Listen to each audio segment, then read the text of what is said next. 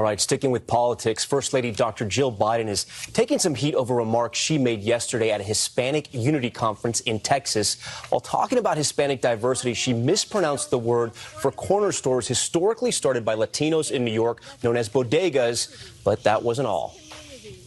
As distinct as the bodegas of the Bronx, as beautiful as the blossoms of Miami, and as unique as the breakfast tacos here in San Antonio. The National Association of Hispanic Journalists responded that, quote, using breakfast tacos to demonstrate the uniqueness of Latinos in San Antonio demonstrates a lack of cultural knowledge and sensitivity.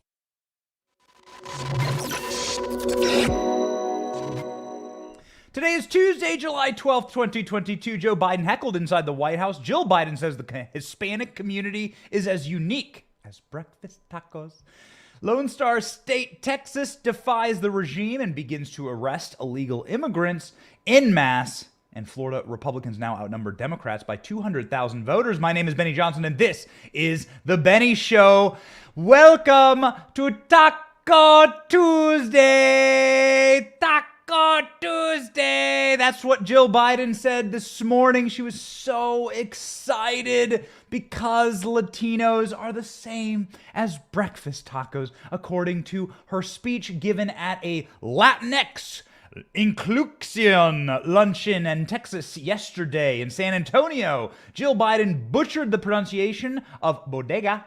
Bodega. Bodegas are like when you go to New York and there's a teeny little corner store and they sell you like sandwiches and Cracker Jacks and bubble gum and all the little things that you'd get at a corner store. That's what a bodega is. A bodega is like a cultural thing in New York, and they're great. I've traveled to New York a lot. You go to a little bodega, they have some of the best sandwiches, actually.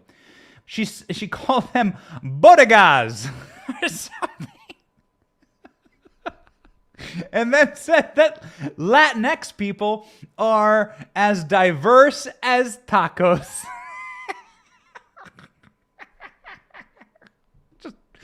Just play the clip.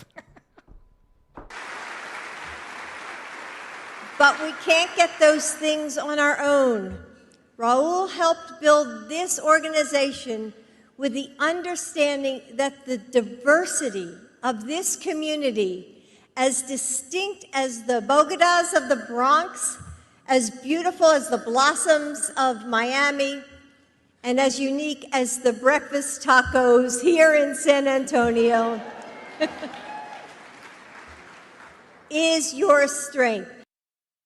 Just a reminder that this is the woman who's married to Joe Biden, who held up a cell phone at a Latinx inclusion conference in Miami and played Despacito. You may recall that clip, and Joe Biden going, yeah. This is how cringe the Bidens are. This is how embarrassing the Bidens are.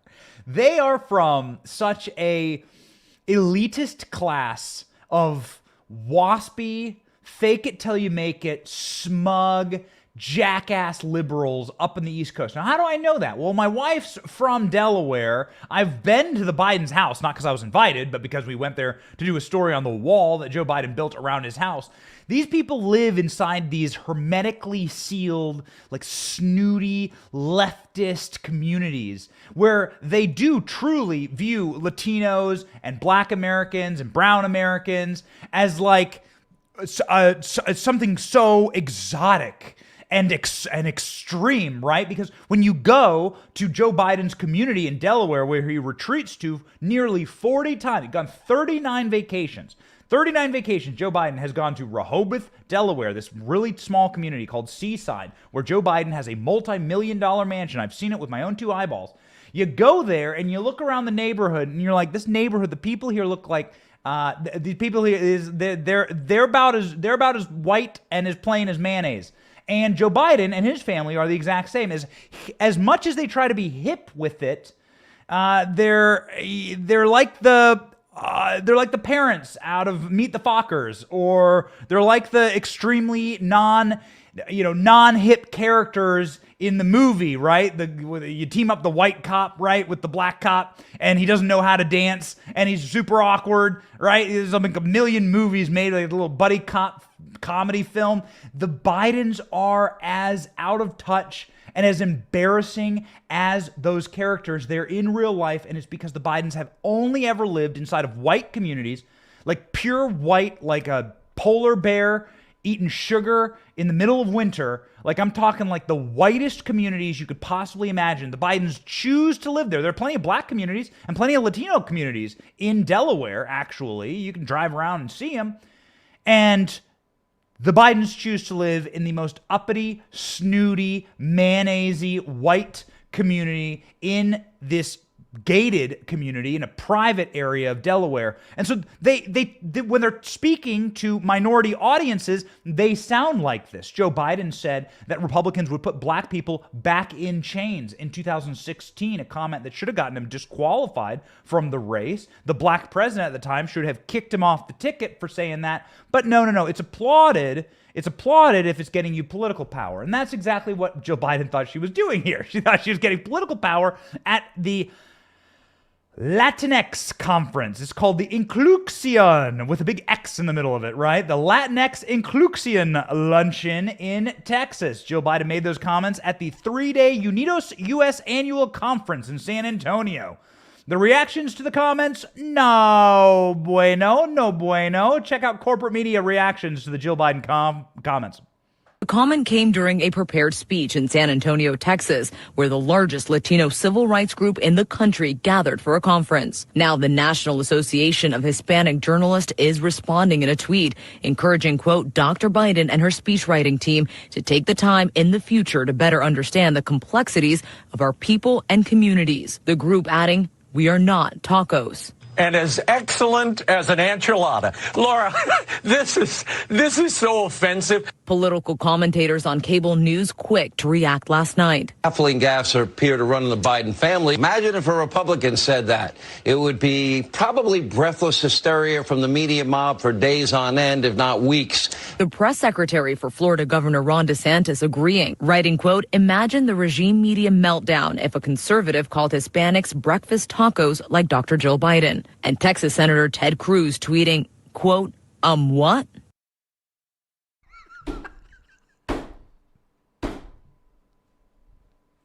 It's so good. The National Association of Hispanic Journalists. We are not tacos.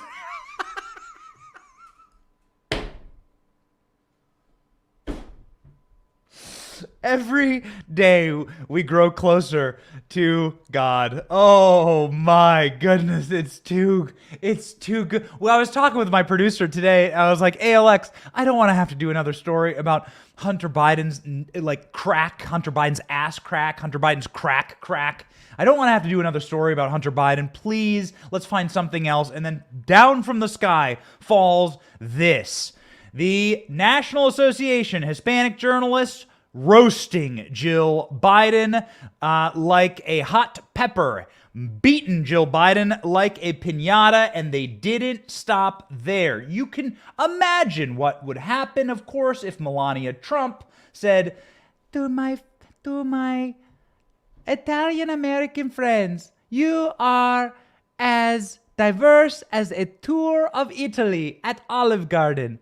Thank you for always making your breadsticks unlimited. Thank you. To my Korean American friends, thank you for Squid Game. They would impeach Trump a 19th time, right? If Melania Trump dared say something like this. This is what Christina Peshwa said. I mean, you could, be the end of your career, of course, if you said something like this as a Republican. And the newest member of the Latina caucus, the super-based Mayra Flores, had this to tweet. Mayra Flores from Texas, actually born in Mexico. The Hispanic community is so much more than breakfast tacos. P.S. Latina is greater than sign Latinx. So everyone's joining in on the piñata beatdown of Jill Biden. Cassidy Garcia, Republican candidate for Texas's densely Hispanic 28th district, thanked Biden for clarifying that Democrats think Hispanics are tacos.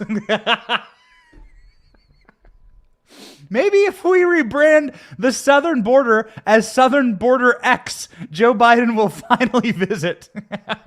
She wondered in a tweet. Super based. Cassie Garcia. Good for you. Good for you. Let's have her on the show. She was apparently alluding to the event being named Latinx or Inclusion Luncheon. The term Latinx lacks gender, which is crucial in the Spanish language, and polls have repeatedly shown that America's Hispanic community rejects the word in favor of the masculine Latino or Hispanic. A Miami Americano media poll from March revealed that just 1.7% of the Hispanic population uses Latinx, while 60% describe themselves as Hispanic. So that would be like perfect Democrat policy making right there. Just do the thing.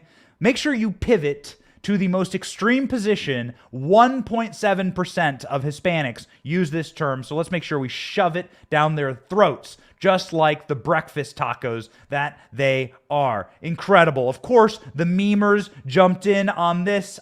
We have brought a couple of memes for your viewing pleasure. Do we have them, Sam?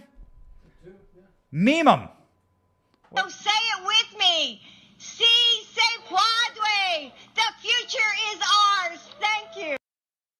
That wasn't actually a meme, but that was Jill Biden once again attempting to speak Spanish. That was Jill Biden's attempt at saying si se puede, which technically translates into yes, we can in Spanish. Also not a great move. The corporate memes. Let's go. Image 5. There we go. All right.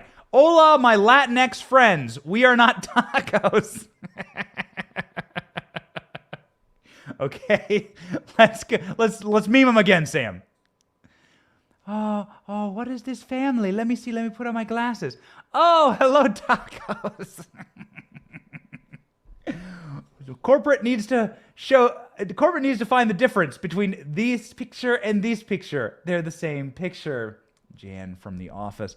Jill Biden continuing the humiliation of the Biden family. It doesn't get any better than this. Apparently, this is breaking news, I'm being told. Jill Biden has apologized through a spokesperson. How humiliating. Joe Biden's spokesperson saying that, I'm reading the tweet right here live on air for you. Michael De La Rosa. Michael De La Rosa apparently works for Jill Biden, saying the First Lady apologizes that her words conveyed anything but pure admiration and love for the taco community.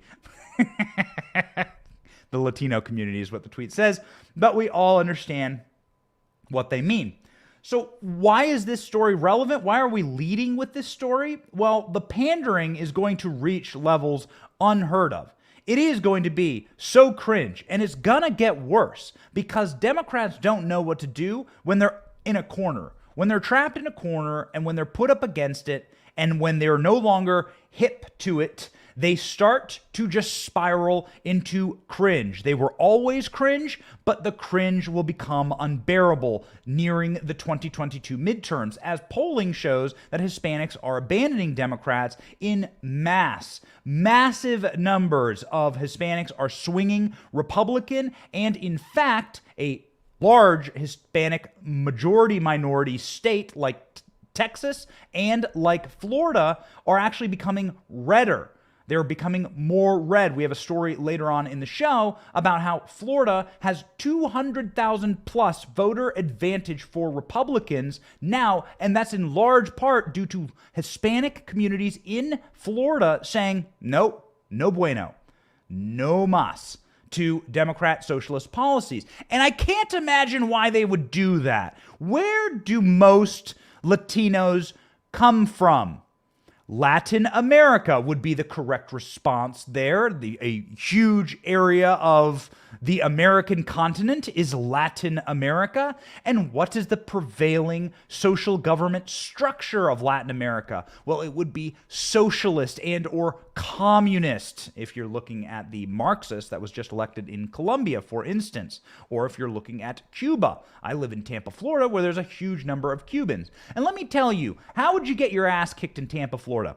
You'd go down to Ybor City, where you have all the historic cigar rolling companies, right? Where hundreds of thousands of immigrants from Cuba moved after they came to America to roll cigars. With the cigar capital of the country is here in Ybor City in Tampa. Super cool neighborhood, super cool area, very historic. You'd go to a barber shop there, and you'd walk in, and you'd say, "Viva Fidel Castro." And you would get cut, boy. You'd get cut. You'd walk into a bodega or a bodega if you're Jill Biden, and you'd say, "Hello, my tacos. I like Fidel Castro. Do you have a copy of the Communist Manifesto?" You'd get beat with a broomstick, and you'd get sent on your way, and you'd be limping on your way out. Trust me when I say that these neighborhoods hate communism. They hate Fidel Castro. They dislike large governments. They distrust politicians who promise to fix their problems because they've seen it. Because they've seen actual fascism. They've seen actual communism. They've seen actual socialism. And so Jill Biden, she is doing here is she's coping. This is the big cope. The big cope is they know they're losing the Latin community, and the Latin community in America, shocking statistic, didn't know this until a few days ago. The largest population of Latin Americans living inside of any country is America, actually. So the largest population of Latinos that are naturalized citizens in any one country, America is actually number 2. I think Brazil is number 1. And so you do have a massive situation here that is a problem for Democrats. And if they don't figure it out, then they're completely screwed, because this is where all the population growth is in America. And if they're losing this community, well, then you're toast. You're never going to be able to win again. You may revert back to the shifts of the 1980s and 1970s and 80s, where you could have Richard Nixon or Ronald Reagan win 48 states. If you're losing this community, that's where the Democrat Party is headed. And so that's where the cope comes from. That's where the panic comes from. That's where ridiculous, cringe-inducing lines like this come from Jill Biden. And so, ladies and gentlemen, we laugh in her face and we say, continue, please, because we need for you to self-immolate and continue to insult the very people that you're attempting to pander to. The way that most Latinos in America would like things to go in this country is law and order. They come here because the systems of government and the systems of law from where they came from have collapsed. It is corrupt. It is a system that is not intended to help them. It is intended to hurt them. I have spent time inside of communist Cuba. You can go to Mexico and bribe your way out of traffic tickets. You can see it with your own 2 eyes, exactly how corrupt the systems are inside of these failed Latin American communities and countries with their socialist governments. And the corruption stems from the top all the way on down. It's why law and order is important for the Latin community in America, and it's why they applaud the building of a border wall by and large, and applaud the enforcement of the border laws inside of this country. It's shocking, but most polling shows this. The steps in the Lone Star state of Texas then is going to be quite popular for people like a recent immigrant or a Latino American living in this country. Lone Star State, Texas, goes it alone. Border agents arrest nearly 26,000 migrants at 5 Texas sectors in less than a week as Governor Abbott defies Biden and claims new enforcement power. Nearly 26,000 migrants were apprehended by Texas area Customs and Border Patrol agents in under a week, a Monday report states. Whoa, this is big time. The figure is a total number of arrests across 5 regions of the U.S.-Mexico border within a 6-day period ending in July 9th, according to documents reviewed by Breitbart. It comes amid a statewide crackdown on undocumented migrants being led by Texas Governor Greg Abbott. Last week, the Republican official signed an executive order directing the Texas National Guard and Texas Department of Public Safety to arrest migrants and return them to the border. He and other GOP politicians have piled blame on the Biden administration for failing to secure the southwestern border in a record surge in asylum seekers as recently as May, seeking to buckle the government's immigration infrastructure. State and local governments on the border, as well as humanitarian groups there, have been calling for the White House to mount a stronger federal response and warning that their own resources are being stretched thin. Of the 26,000 migrants apprehended, according to Monday's report, 10,000 were in the Texas border town of Eagle Pass.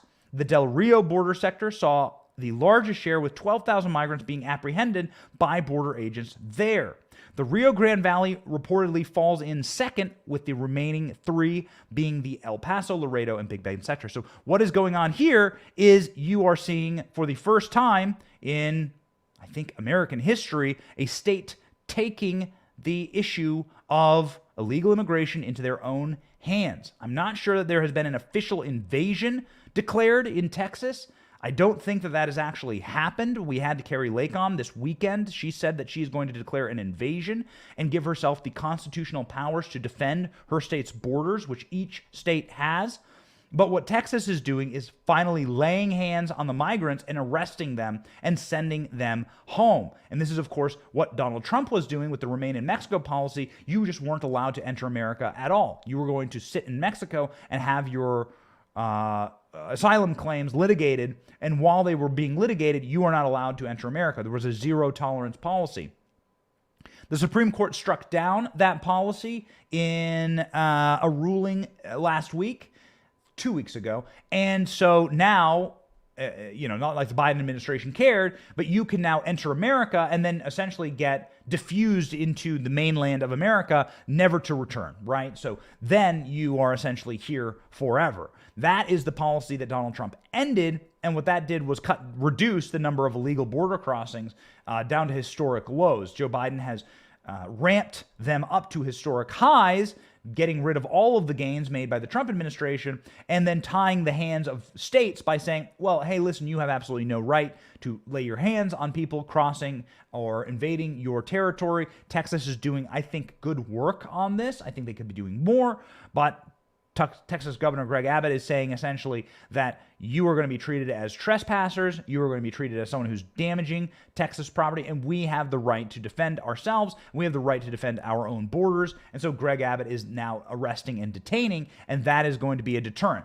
The entire goal is deterrence, because if you were to have an open border, you would have exactly what Joe Biden is seeing, which is terrorists crossing our border, which is people from 100 plus countries entering this nation illegally, and you have no idea what their backgrounds are, where they're from, Chinese, Russians, you name it, Ukrainians.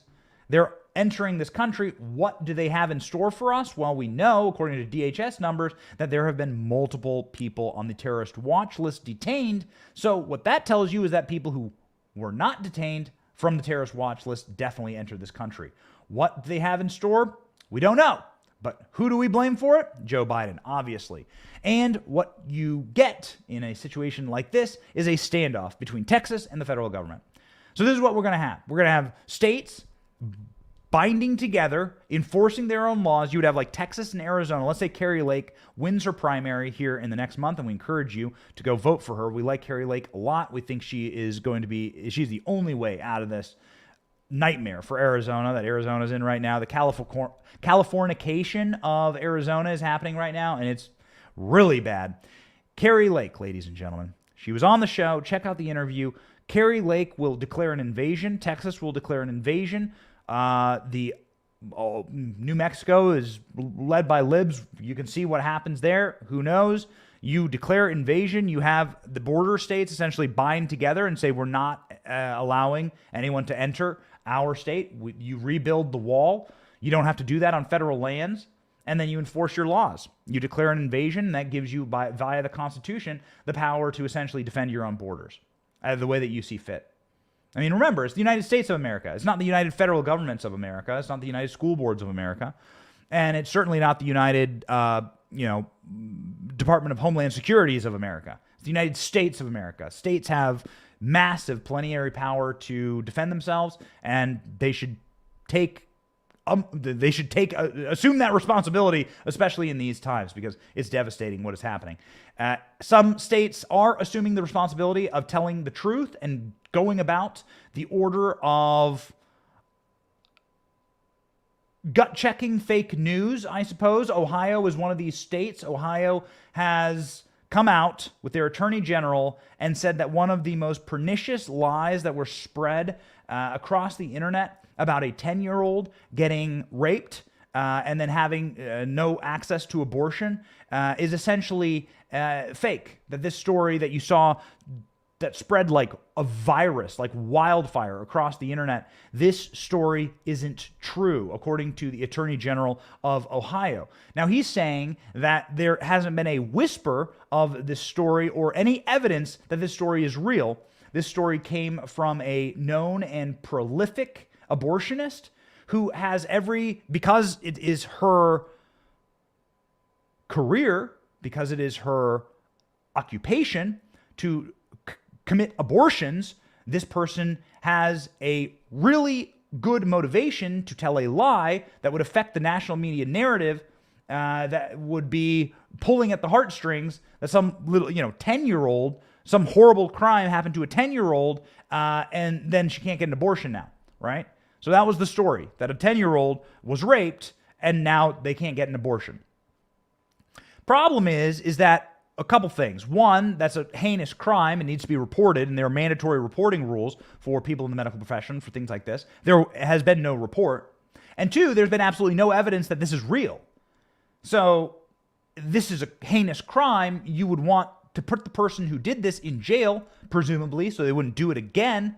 But the Attorney General of Ohio, whose name is David Yost, is saying that there is no evidence that this story is real at all, even though it has been reported and spread again like a cancer through the corporate press, who just open their mouths and say, give me one more, daddy, to the fake media manufactured story industry, whether it be Christine Blasey Ford, whether it be Brett Kavanaugh accusers, whether it be Clarence, fake stories about Clarence Thomas and his wife.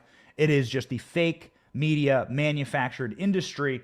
And they said it again on this story. Doesn't matter what the narrative is. Doesn't matter that your job as a journalist is to check and verify these things. It was convenient to the message, and so they ran with it, including on CNN, which is really repulsive. Here is David Yost last night on Fox News saying, this story has there's no evidence that this story is a real story. Not a whisper. And we work closely with we have a decentralized law enforcement system in Ohio, but we have regular contact with prosecutors and local police and sheriffs. Not a whisper anywhere. Something maybe even more telling, Jesse, is my office runs the state crime lab. Any case like this, you're going to have a rape kit, you're going to have biological evidence, and you would be looking for DNA analysis, which we do most of the DNA analysis in Ohio. There is no case request for analysis that looks anything like this. Okay, so again, let's say the story was true. And this story, again, the source of this story is an abortionist who does abortions for a living. So in case you're wondering if there is a personal motivation to profit off a story like this, the answer is yes. Now, let's say the story was true. Well, I would want this rapist locked up. And also, I would want this girl to get, whatever medical attention she needs, because this is a horrible thing to have happen to a person, right? Nobody wants this. The Indianapolis Star reported the story of a 10-year-old girl who was denied an abortion in Ohio and traveled to Indiana for the procedure after the Supreme Court ruled to overturn Roe v. Wade. So that's the way the story went. But Yost is saying that the victim would have been able to obtain an abortion under Ohio law, which makes abortion illegal when a fetal heartbeat is detected, typically around the 6-week mark. The state's law provides exemptions in cases of life endangerment or severe compromise of physical health. This young girl, if she existed, if this horrible thing actually happened, breaks my heart to think about it, she did not have to leave Ohio to find treatment, Yost says. The whole thing is fake news. On Friday, Biden expressed outrage over the 10-year-old's case, alleged 10-year-old case. Who's writing this? This is the Washington Examiner. There is no proof that this person exists. Isn't it like the trust but verify? Like, what happened to journalism? It really is incredible. Journalism just became Hollywood. It just became manufactured stories in order to push a narrative. So that's what journalism is today. It's manufactured stories in order to push a predetermined narrative. So this story fits the bill, so it doesn't matter that these people or this girl doesn't exist. It doesn't matter that Brett Kavanaugh's accusers don't exist. Anita Hill didn't matter. None of it matters. None of the PP tape, the dossier, none of these things matter if the attack is towards our political enemy of the cultural left of the machine, and if the accusations are salacious enough in order to hurt them and give us power and deliver power to us. That is the role of a story like this. And so they make it grotesque, much like Jane Roe, the person who is responsible for Roe v. Wade. Jane Roe, not her real name. I can't remember her real name. They said that she was raped. False. This woman wasn't actually raped, according to her own testimony, nor was she actually pregnant. So the entire predicate for Roe v. Wade, the Roe in that case, was a lie. It didn't matter because it delivered power to cultural Marxism. And that is the ultimate end here. And so Norma McCovey is her name, my producer tells me, and she turned out to be pro-life. She became a Christian later in life, gave her life to Christ, and she regretted being the Roe in Roe v. Wade. So all of it is a lie. Everything you think is truth is a lie. You live inside of Westworld, right? And they want you to be a robot and to just accept these things. And Joe Biden, of course, repeats these lies as he did because he is a pernicious fool. At least he didn't call anyone a taco like his wife does, but he did repeat a pernicious and evidence-free story about a 10-year-old. Check it out. 10 years old. And she was forced to have to travel out of the state to Indiana to seek to terminate the presidency and maybe save her life. Okay, and I got on to a rocket ship, and I traveled to the moon last night, and I found out it was made of cheese. Took a big spoonful. Delicious. Look at this delicious moon. It's made of cheese. And what you would say to that is, that's a great story, pal. Show me the evidence. Do you have a sample of the cheese with you? Do you have footage of you on a rocket ship? Because that story is great, but it actually sounds made up. It's a little too convenient. So what I'm saying here in the official stance of the Benny Show is, all right, if it's real, we're going to have to see the evidence, and I want this monster locked up. And then I want this child to be attended to. If it's not real, well, then I want the people to be, prosecuted who've been sharing this story, because it's been ping-pong balling around the media. This person's clearly a liar, and this person is making up a crime, right? It's the abortionist who is bringing this story to the national media, and it is, again, like traveled like wildfire across international media. This person is lying about a crime, and that is clearly taking up police resources. You just saw the Attorney General of Ohio on there saying, yeah, we would definitely be investigating this. We're very concerned about this story. There's no evidence that this is actually real. So, which way? Choose a lane. Which way? Joe Biden is choosing a lane and choosing which way he wants to go as it pertains to the White House and as it pertains to who gets into the White House. And the people who get into the White House are going to be Joe Biden's buddies and friends and people who clap like drooling seals, like the Twitter people, right? Like the people who clap like drooling seals when Joe Biden says, "True international pressure, Madagascar." But if somebody, even somebody of the left, a man of the left presumably, dares defy Joe Biden, even inside of his sanctum of the White House, which is wild that protesters are getting into the White House to yell at Joe Biden getting mocked yesterday on his bicycle as he rode through Delaware. We showed you that footage, Joe Biden getting flipped off in Delaware by, inside one of the bluest states in America. Joe Biden can't ride his bike in peace or stay on two wheels. And now inside of the White House, the most secure house in the country, arguably, Joe Biden still can't have peace there. A protester yelled at Joe Biden in the middle of his speech yesterday. This protester was a man of the left, a Parkland father who who lost his 17-year-old son, one of the teenagers killed at Stoneman Douglas High School in that horrific shooting a couple of years ago. This man shouted down Biden. His name's Manuel Oliver. And then Joe Biden said, "Let the man be heard," before shouting over him and getting him booted from the White House. Check it out. We can make meaningful progress on dealing with gun violence. Because make no mistake, sit down, you'll hear what I have to say. If you think you...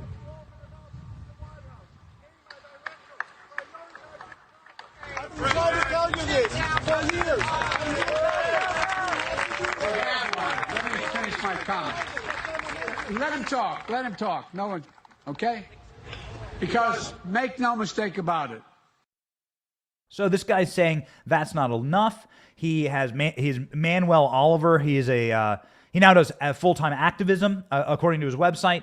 And he tragically lost his kid in the Parkland shooting. We've had Parkland parents on the show. Andrew Pollack is a buddy of ours. He lost his daughter at the Parkland shooting. It's super tragic. These parents live in hell. I mean, truly, I cannot imagine. I have kids. I cannot imagine what it would be like to send your kids off to school and then to come home that day without them.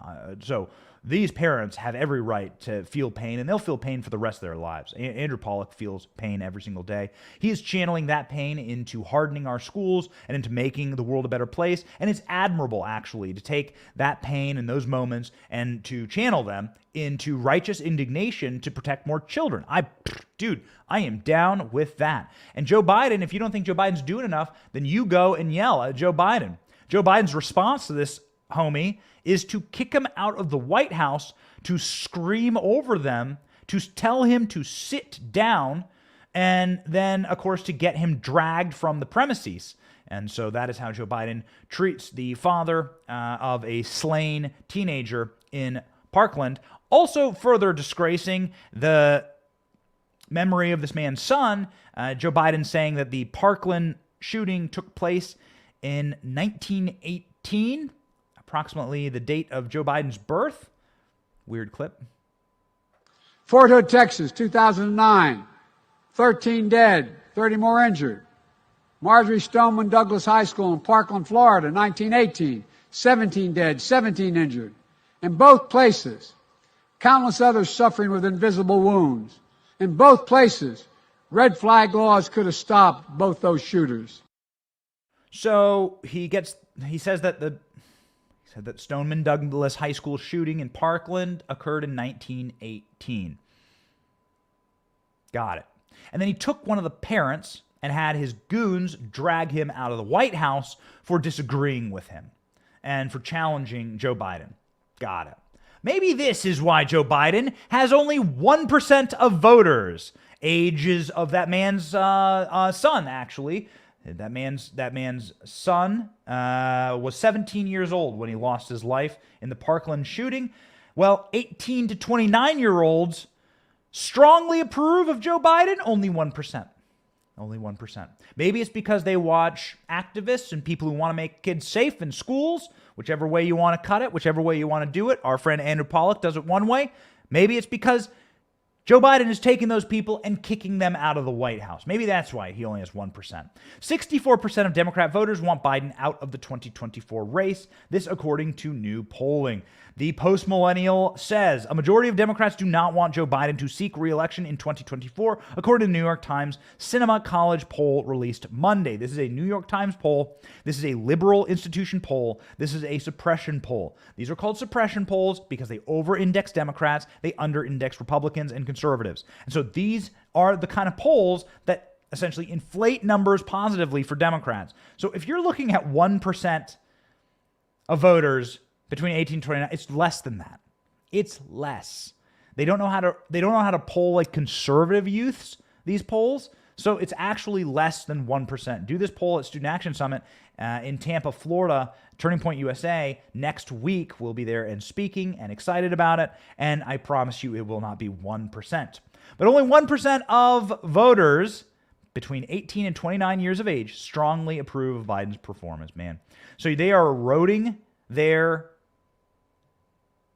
support in the Latino community by historic numbers.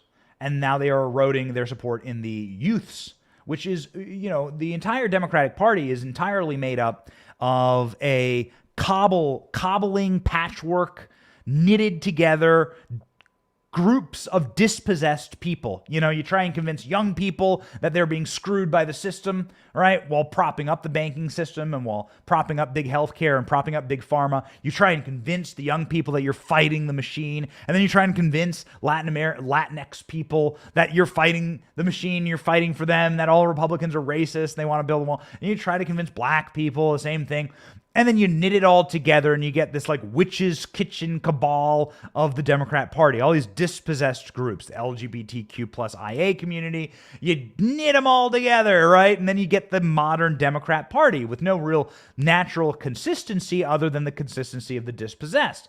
And so what these polls show is that they're utterly getting they're getting destroyed in their inability to keep that coalition together. So young people are abandoning Democrats, and now Democrats are abandoning Democrats. The poll reflects 64% of Democrat voters want Biden out of the 2024 race. The president is hemorrhaging support from his party, according to the poll. The reasons cited, 33% of those polled said that the president's age was the primary factor. They didn't want him to run. Got it. Really painful realization that Joe Biden ages just like all human beings on planet Earth. Joe Biden is 77 years old when he ran for president. Now he happens to be 79 years old. I know this is crazy, but that is the same aging factor of 2 years that happened to you 2 years ago. You are 2 years older than you were when Joe Biden announced he was running for president. This is somehow coming as a revelation to our corporate press and to the Democrat Party. You could have just tuned in to this show or Tucker show or any show and said, wow, Joe Biden will get older and he's already a decrepit, senile man, Amber Hearding is in his own bed in his basement in Delaware. Joe Biden didn't actually run for president. Joe Biden isn't actually a living person. Joe Biden is an empty sawdust-filled hamster cage with a spinning wheel and a small spider web on it and no hamster. It's done. Joe Biden is finished. The Florida Republicans now claim that they outnumber Democrats by 200,000 voters. Maybe it's because of the empty hamster cage of Joe Biden that people are flocking to the Republican Party. It's happening here in Florida, and it is glorious. Here, according to Breitbart registered, Florida Republicans now outnumber Democrats by 200,000 voters, doubling their lead since March, the Republican Party of Florida has announced. Republicans in Florida made history yet again this summer as Republicans continue to outpace Democrats in gaining new voters in the Sunshine State. Historically, Democrats have outpaced and had a clear advantage in the state, but the tide began to turn noticeably over the last 2 years in the leadership of DeSantis and the ongoing coronavirus restrictions, vaccine mandates, and the Sunshine State becoming a landing spot for dispossessed Republicans from all around the country. Come on down. The water's warm. It is amazing. And leave these rotted cities. There was this amazing story this morning about Starbucks closing 16 stores. Where is Starbucks closing stores? It ain't in Texas, and it ain't in Florida, and it ain't in the South. I promise you that. It ain't in the Sun Belt. It is inside of cities like Seattle, Los Angeles, Washington, D.C., New York. Why is Starbucks closing stores? Because of crime and drug use inside of these stores. They're no longer safe. If Starbucks, liberal, lefty, woke bastion, can't get away from Democrat policies, how do you think it's going to work for you? Starbucks is a multi-billion or trillion-dollar corporation. How do you think it's going to work for you? If Starbucks can't provide security for their stores, how's it going to work for little old you living inside of Washington, D.C.? Promise you, it didn't work great for me, living inside of Washington, D.C., and, truth be told, I nearly lost my family spending a day too long inside of the liberal cesspool, hellhole, defunded police, communist Marxist experiment that is Washington. Get out of cities, get out of blue states, or better yet, if you wish to stay, change those states. Get super active, and people will be looking for alternatives in Michigan, in Illinois. They'll be looking for alternatives in California, And in Florida, they have found one. When I got elected governor, we had 280,000 more registered Democrats than Republicans in the state of Florida, DeSantis said during a press conference. Today, it will probably be fully publicized very soon. For the first time in the history of Florida, we've now overtaken Democrats, DeSantis said a couple months ago. That's when the number was 100,000. It is now doubled to 200,000, much like on this show. We have doubled our viewership and then tripled it and then quintupled it. And we just want to say thank you. This is endemic and indicative of a growing movement. We are so happy on this show to laugh in the faces of the people who wish to destroy this country. We are so thrilled on this show to make fun of Joe Biden and to roast Joe Biden and their pathetic attempts to pander and call people food items and to kick out seething and angry parents who have real pain from the White House, and to crash in their polling and to humiliate the rest of the country. We want to highlight that on this program so that you see that you're not the only one. That's the goal, actually, of full end-to-end control of the communists. They want to say to you that you are alone. They want to prove to you that you are standing on an island, that you're the only person who thinks the way that you think. It's a lie. It's a pernicious, evil lie, and it is attempting to control that which you can consume. They want you to open up social media every day and say, oh, wow, damn it, I'm alone. I must be the only person who wants to close down our borders, who wants to criminally prosecute drug dealers, who wants to pull all American business and all American investment out of communist China because they are evil, who wants a strong American dollar and a sound American economy and America first. You're not the only one. You are actually the majority of the country. You are the moral majority of this country. We are 80% of the nation. We are going to take back this nation. It is going to be glorious, and we're going to rebuild something new. There are Republicans who deserve to go, and they'll go get thrown in the same garbage dumpster heap as Democrats. Quite frankly, there is a uniparty that doesn't have your interests in mind, who have sold you out, and that is why we call ourselves the America First Movement. That is why we call ourselves the New Populist Movement, the New Right, and that is why we're thrilled that we are growing and that we are part of the ascendancy. We are ascendant. Do you feel the energy? I certainly do. We are excited and optimistic on this show, and it's because of you. We want to say thank you. If you want to support our show, please click like, please click subscribe, please ring the little bell, and that is the best way to support us. We want to grow this community. We are so proud of the products that we're producing. We have a lot more coming. We're very excited, and we're excited because of you. We say thank you. God bless you. Have an amazing day. We have our priorities straight on the show. God, family, country. We're born free men and women, and we intend to stay that way. My name is Benny Johnson, and this has been The Benny Show.